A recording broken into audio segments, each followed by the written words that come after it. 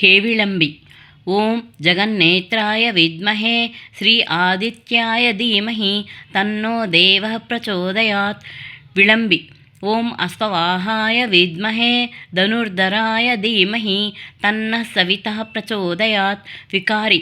ॐ व्याघ्रारूढाय विद्महे क्रकचायुधाय धीमहि तन्नोऽर्कः प्रचोदयात्। सार्वरि। ॐ भास्कराय विद्महे प्रभाकराय धीमहि तन्नः सूर्यः प्रचोदयात्। प्लव। ॐ सप्तजिह्वाय विद्महे ज्वालामालाय धीमहि तन्नो अग्निः प्रचोदयात्। शुभकृतु। ॐ खड्गधराय विद्महे जातवेदसे धीमहि तन्नो देवः प्रचोदयात्। शोभकृत्। ॐ शिबिकावाहाय विद्महे अभीष्टदाय धीमहि तन्न सौजहा प्रचोदयात्। क्रोधी।